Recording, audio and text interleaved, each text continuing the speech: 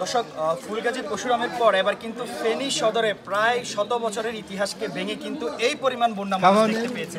এবং কি আমার পিছনে আপনারা যাদেরকে দেখতে পাচ্ছেন যে এটা কিন্তু সোনাপুর যেটা পড়েছে হলো কাজীরবাগ ইউনিয়নের ফেনী সদরে তারা কিন্তু যাচ্ছে ফেনী শহরে খাবারের খোঁজে। কারণ এখানকার পরিস্থিতি যে পরিমাণ করুণ হয়ে দাঁড়িয়েছে, শত শত মানুষ মসজিদ এবং যাদের দোতলা বাড়িঘর রয়েছে সেখানে কিন্তু অবস্থান করেছে এবং মানুষের খাবারের কিন্তু প্রচুর পরিমাণ সংকট রয়েছে। বিশেষ করে সুপ্রিয় পানি এবং শিশুদের যে খাবারগুলো সেটার জন্য কিন্তু শিশুরা খুব কষ্ট করছে।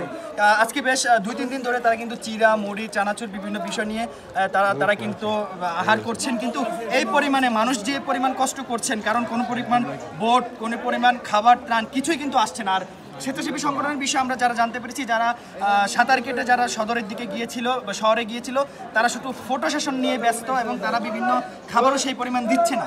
তো আসলে মানুষজন যেটা চাচ্ছে যে খাবারের ত্রাণবাহী যদি কোনো প্রকার ভোট দিয়ে এখানে না হয় তাহলে কিন্তু শত শত মানুষ ক্ষুধায় কিন্তু মারা যাওয়ার সম্ভাবনা রয়েছে।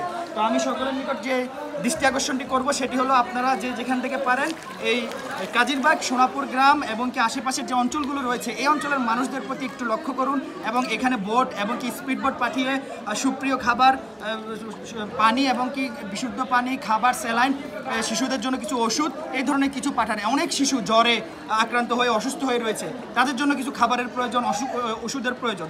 আপনারা বিশেষ করে শিশু খাবারগুলো একটু যদি দিতে পারেন সবচেয়ে ভালো হয়। ধন্যবাদ সবাই।